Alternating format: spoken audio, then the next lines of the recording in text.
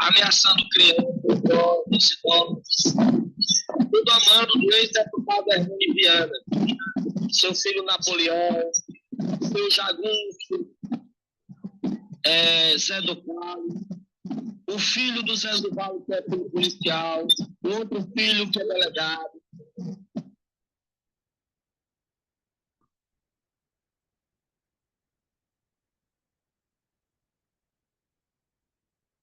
Carroceria cheia de jagunços, cheia de pistoleiro, arrastada por um trator nessa região.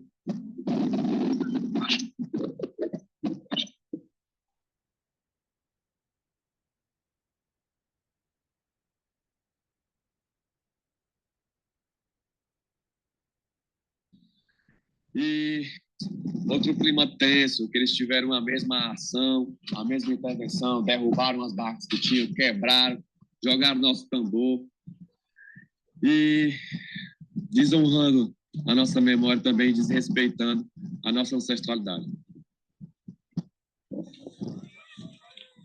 O alimento aqui do povo, ó, no chão, ó.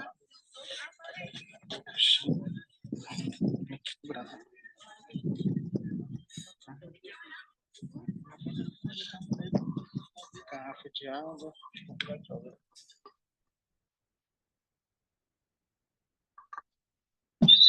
Essa noite atiraram contra alguns jovens que tentaram tomar uma criança da mão das pessoas, sabe? Se colocar para a gente identificar quem fez isso, a população vai identificar. É um sujeito que a gente ficou ontem, ele dizendo que era o Papa. Uma questão de omissão também, sabe? Do governo municipal. A gente também não está tendo coleta de lixo, a gente não está tendo acessibilidade de nada, a gente não tem acessibilidade de transporte, não tem acessibilidade de saúde. A nossa aldeia aqui é totalmente inacessível. Também é um plano de morte, tirar o serviço das pessoas também é para retirar as pessoas do terra. Aí também tem uma omissão muito grande do IMAC, que estão aqui liberando todas essas articulações que são feitas sobre a terra, sem nem consultar de maneira nenhuma a gente. Como eles sempre fazem, não respeitam lei nenhuma. Na verdade, parece o IMAC é uma das agressões maiores que ele utiliza institucionalmente. As escolas nunca olharam. O que eles fazem é liberar as terras e deixar passar a boiada, né? Todos os recursos que vêm dos avanços imobiliários e empreendimentos dentro do território do Povo na Serra, complexo industrial, os planos de compensação vai tudo para as contas do IMAC. É um local sem lei e ainda existe um dos últimos coronel do estado do Ceará. Mas o povo está aqui firme, o povo está consciente, o povo sabe do seu pertencimento, o povo sabe da ligação que tem com a Mãe Terra, com os encantos e os encantados da Lagoa do Parnamirim. Tem histórias contadas dos ancestrais, né? Eles ainda percebem. Às vezes eu acho que só tem uma estrada para eles, mas essa estrada também é guardiã de tudo que eles veem, que eles contam, que eles presenciam da Lagoa.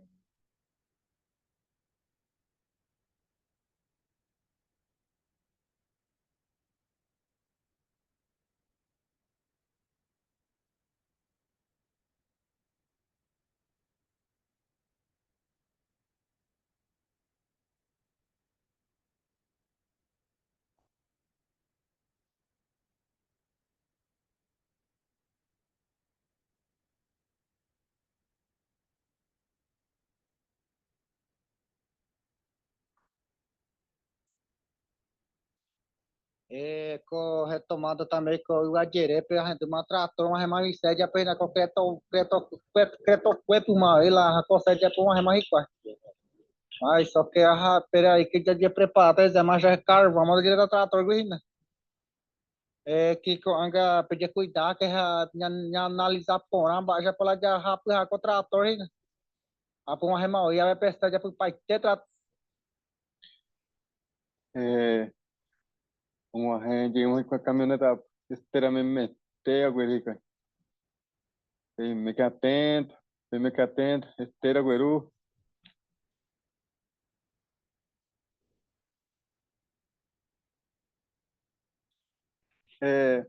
Mesmo pode ir por carai coisa.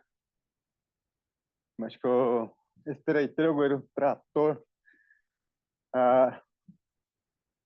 De preparar aqui, né?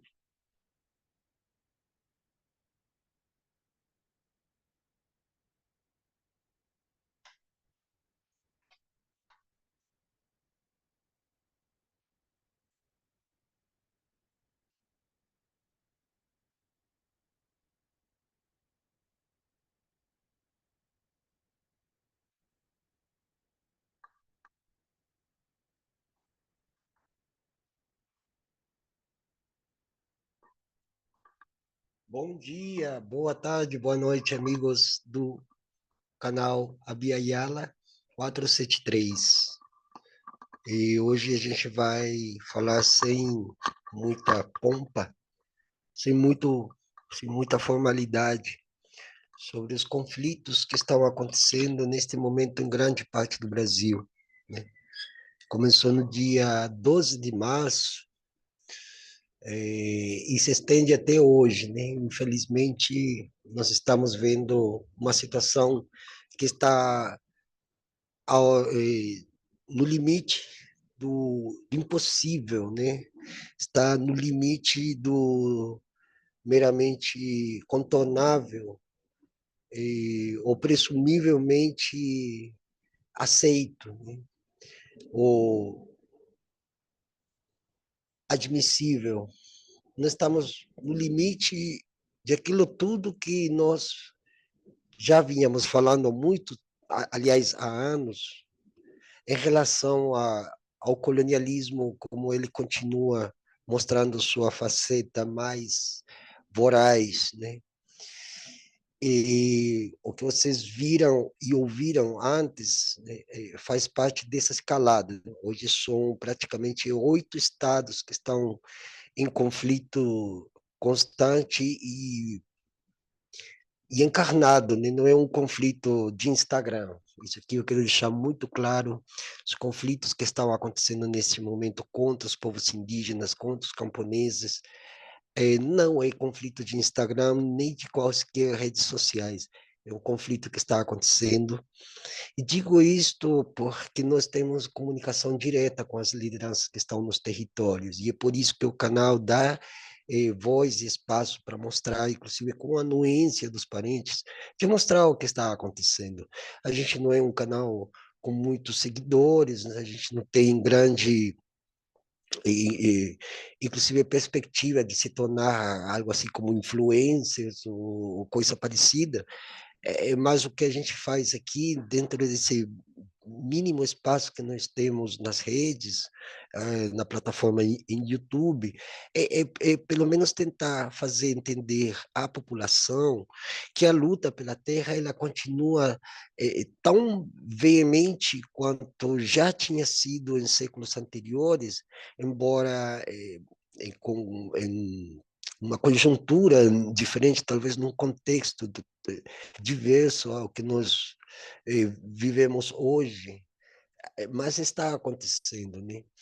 E o fato de a gente ter comunicação direta com os parentes, né, que estão nos territórios, nos faz entender que o que eles estão fazendo é defendendo espaços que já mesmo tendo sido devastados, né, eles sabem que essa parte da superfície da Terra não corresponde aos anseios, anelos ancestrais, que não se disputa a superfície da Terra, não é aquilo que se vê como nesta fotografia desse jornal, né?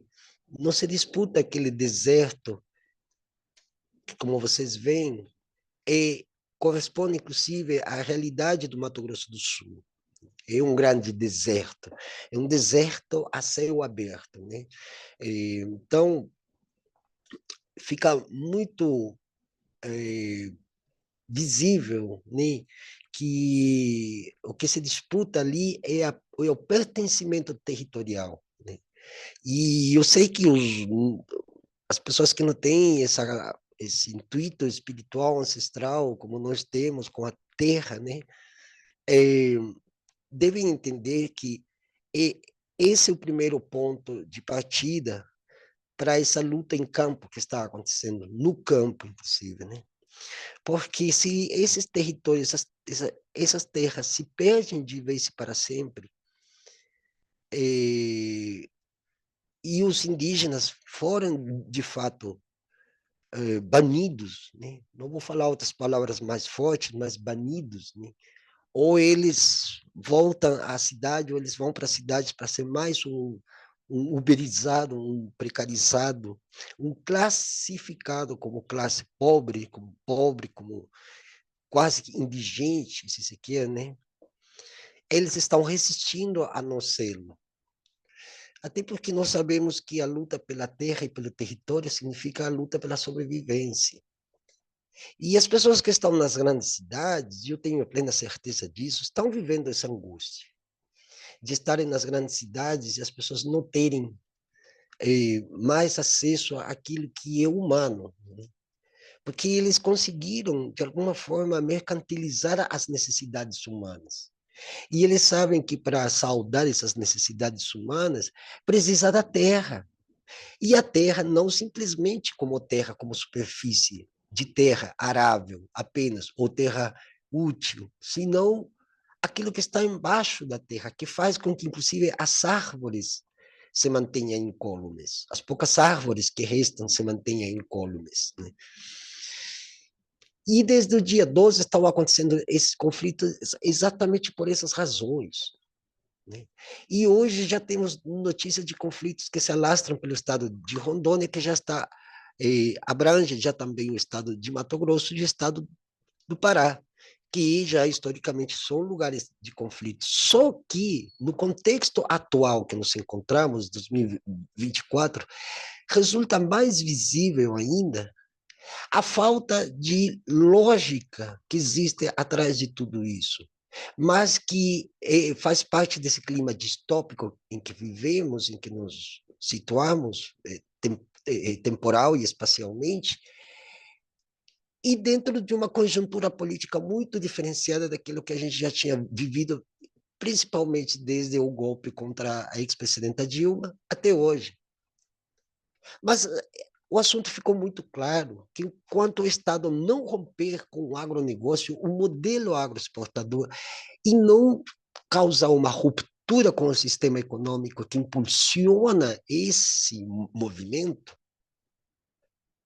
não há possibilidades alguma sequer de dizer que a gente vive num regime de democracia. Não existe democracia, existe a república agrária. E esse não é um fato novo. Gente, nós estamos cansados já de falar de história. Às vezes resulta até chato.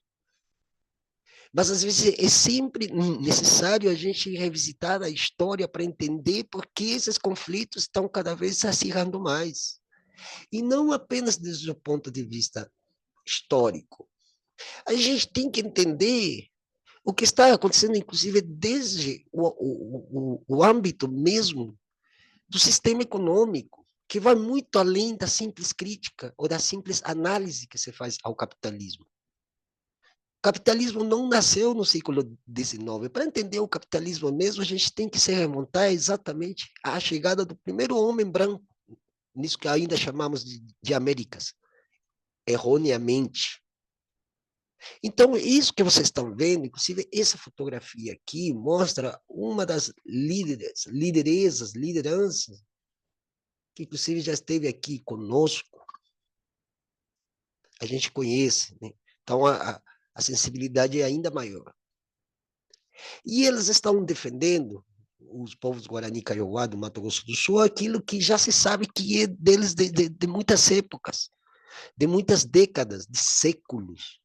Aliás, muito antes do século XIX, por algo que existe, as cadeias dominiais, que é uma espécie de uma árvore genealógica, para montar todo o quebra-cabeça de quando começaram realmente esses conflitos. E a maioria remontam ao século XVI. em todo o território que hoje erroneamente chamam de Brasil, com fronteiras invisíveis que nunca existiram. E aí estamos vivendo essa trama, cuja análise que eu faço aqui, a revelia, inclusive da própria palavra análise, mas a gente tem que trazer essa análise para fazer um diagnóstico do que está acontecendo. E o diagnóstico já está feito. Estamos na lona total. Estamos derrotados. E o Estado ajudou a essa derrota. Olha, eu vou fechar a carapela aqui e eu vou falar para vocês essa notícia que apareceu no dia 18 de julho de 2024, seja agora, um par de dias atrás, através do Correio do Estado, né? Do Estado do Mato Grosso do Sul. Né? Então, diz, União vai começar negociação para indenizar fazendeiros de Dourados. Aqui já começamos. Podemos fazer, sim, um exame histórico. O Brasil já passou por essa fase. Quer dizer, o fazendeiro é que sempre ganha. Não são os povos indígenas, porque já houve negociações do mesmo calibre. No século XIX, depois da Lei de Terras, de 1850, a questão da abolição da escravatura, a proclamação da República, logo nos anos 20, logo nos anos 30, logo na época de Getúlio Vargas. Só houve uma pequena trégua na época de João Goulart, mas ele foi deposto, e aí continua, e continua, e continua, e continua até agora. Ah, mas agora temos um governo. Gente, esse governo não está fazendo nada daquilo que a gente esperava. E prova disso não sou eu que estou falando. Todas as pessoas estão completamente desalentadas. Indenizar fazendeiros é a mesma coisa que dar uma medalha para o crime que existe no Brasil hoje. E o crime não apenas contra os povos indígenas, nem contra quaisquer seres humanos, é um crime contra a vida. Porque além do agronegócio, tem os agrotóxicos, né? Eles não pagam tributos, não pagam impostos e não alimentam o povo brasileiro. Quem alimenta o povo brasileiro é a agricultura familiar. E eles são contra a agricultura familiar, eles são contra os povos indígenas camponeses, contra aqueles que são guardiões das florestas. Eles são contra e eles querem banir. O problema é que o Estado está atrás disso e o chefe do executivo também. Aí é que está o problema. Não fosse só a briga contra os fazendeiros, ou contra, melhor, contra a república oligárquica feudal dos ruralistas do Brasil. Isso que é. Então, indenizar, passar outra vez por essa experiência, gente, é a perversão da razão. Com a indefinição sobre o marco temporal, o Ministério dos Povos Indígenas busca garantir o acesso à terra por outros meios, sendo que, na Constituição, o chefe do Executivo tem todo o poder, toda a atribuição para demarcar e para começar o processo de delimitação de terras. Eles, o que eles querem fazer é o mesmo que fizeram nos Estados Unidos, reservas. E sabe qual é o sinônimo de reservas indígenas? Campo de concentração. E coloca todo mundo junto, e é um cerco, é um cercado, é um cercadinho. Para impedir que conflitos no campo entre indígenas e fazendeiros continuem, o Ministério dos Povos Indígenas deve começar a dialogar com produtores na região de Dourados, para que eles aceitem aderir à indenização, deixando as terras para que elas se tornem território indígena. Gente, o que aconteceu ali no vídeo que eu coloquei foi justamente do povo a nascer. Eu coloquei esse vídeo aí, inclusive gratidão à parenta Abaetê, que ela está lá no Paraná, quase que de perto, vendo esses conflitos, inclusive contra o uso Avá Guarani, que estão legitimamente reivindicando terras que historicamente já lhes pertencem e ancestralmente também, porque onde tem cemitério indígena é território ancestral, compreende? Segundo, então, antes de continuar, a narrativa do povo a nascer corresponde à narrativa de tudo que está acontecendo nos 8 estados onde, neste momento, há conflitos armados, inclusive, de parte dos fazendeiros, fortemente armados, armamento pesado, de milhares de reais. Quer dizer, não é pobre que compra essas armas, né? E é parte das táticas de guerra, porque isso é guerra, e uma guerra assimétrica. São as táticas de guerra da agrobandidagem, né? Segundo o secretário executivo do Ministério dos Povos Indígenas, Luiz Eloy Terena, com a impossibilidade de seguir com as demarcações devido à tramitação no Senado Federal do projeto de emenda constitucional, a famosa PEC 48, né, sobre o marco temporal das demarcações, a pasta trabalha em outras possibilidades de dar seguimento ao processo de acesso à terra indígena. Estas manobras políticas do marco temporal que contestam a decisão do Supremo Tribunal Federal acabam causando uma insegurança jurídica e social nas comunidades indígenas. Enquanto essa discussão pendurar no STF, nós temos outros meios jurídicos de acesso à terra. De acordo com o secretário executivo do MPI, estas possibilidades jurídicas de avançar com o acesso à terra indígena podem ocorrer por meio de desapropriação, criação de reservas e a indenização dos produtores rurais, medida esta que foi aprovada pelo STF. Gente, vamos fazer uma aclaração. Possibilidades jurídicas são possibilidades, mas não probabilidades. Essa que é a grande diferença. E outra coisa, quem fez exista essa possibilidade jurídica é o próprio juridicismo escrito pelos próprios brancos. Ou seja, eles escrevem a favor deles, mas nunca em contra deles. Jamais. E é justamente o direito que afiança e dá legitimidade a esses grupos para fazerem exatamente o que? Se utilizarem das mesmas leis que eles mesmos criaram para manobrá-las ao modo que eles acharem que deve ser feito. A gente tem que ter a gente tem que ir mais longe daquilo que aparentemente está ali escrito. Nós temos que ter a capacidade analítica de entender com essa linguagem que é dos brancos, como eles mesmos se defendem, sempre a favor deles. E mesmo algo que pareça contraditório, acaba sendo sempre a favor deles. O que se contradiz é a favor deles. Essa que é a análise que nós temos de fazer. A gente vai, inclusive, sempre falando sobre as ancestralidades para trazer coisas que estão espiritualmente aqui na Terra. Só que nessa mesma Terra onde nós vivemos, a gente tem que ter pé no chão. Pé no chão. Então, nós temos que ter a capacidade, como indígenas que somos, também de traduzir ao pé da letra aquilo que eles escrevem, nunca contra eles. Mesmo marcando um contraditório, é a favor deles. O que mais estranha é que um indígena esteja aplaudindo essa estratégia como se fosse a estratégia, sendo que é apenas um efeito placebo.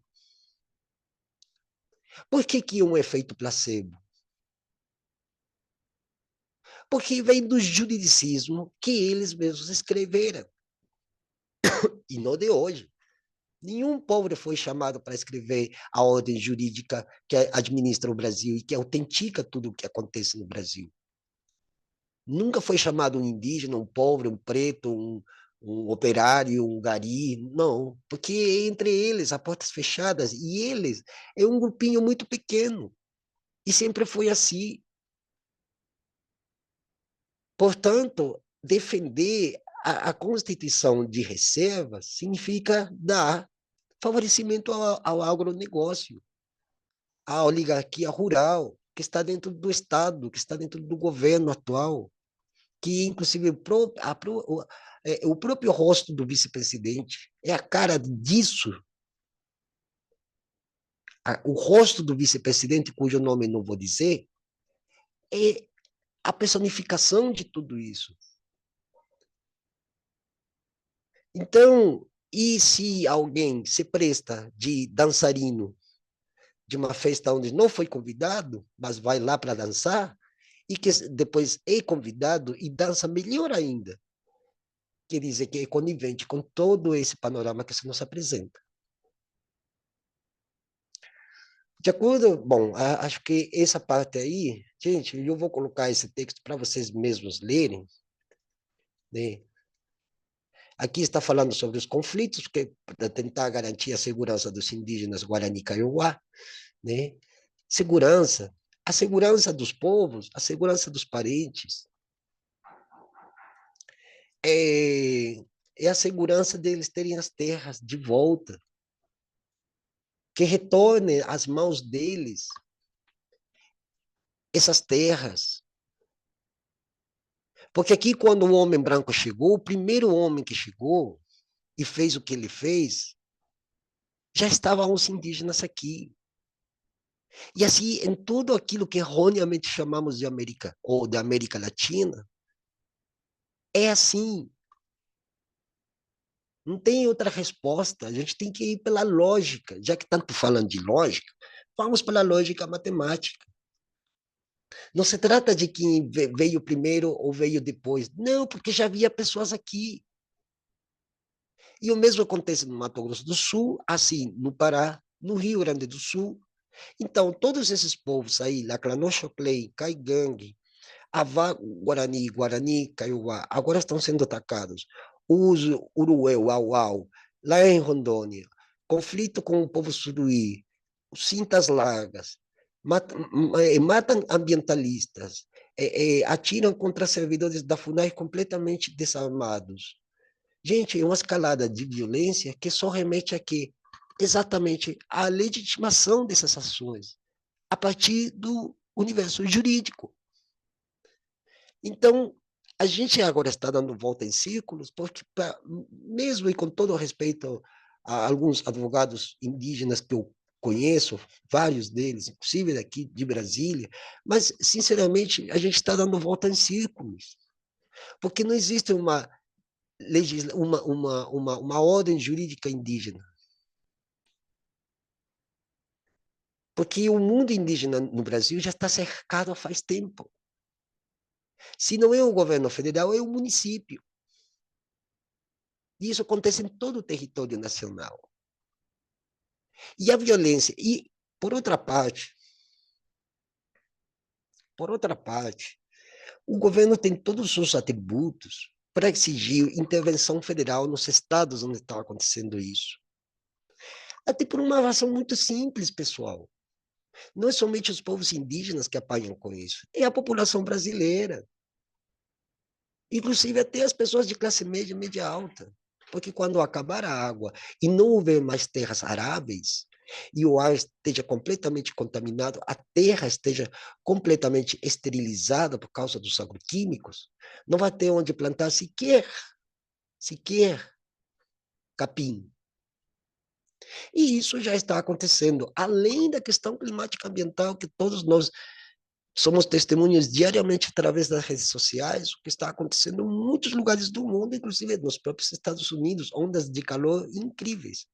Ah, não, mas isso faz parte do ciclo. Não, isso aí é a aceleração do colapso climático ambiental, feito porque justamente por esse modelo agroexportador que já está há séculos entre a mineração e o modelo agroexportador, o modelo de agronegócio, são os dois maiores destrutores. A especulação imobiliária agora é que se acoplou a isso, mas o que é a especulação imobiliária? Porque sabem que os grandes latifundiários são os que têm o dinheiro para comprar imóveis nas grandes cidades, e derruba-se árvores, e aumenta a vida para as pessoas operárias, os uberizados, os precarizados, porque hoje não tem operários, né? Hoje só tem precarizado. É um salário mínimo menos de R$ 300 hoje, ao preço que está o dólar hoje. E é isso, pessoal. Eu não estou com muita animosidade aqui, mas a finalidade desse vídeo é fazer justamente isso, uma análise mais profunda e, ao mesmo tempo, um diagnóstico pronto para, a partir daí, vermos as estratégias que nós temos que ter para nos defender. Porque hoje a vida de todo mundo está em risco.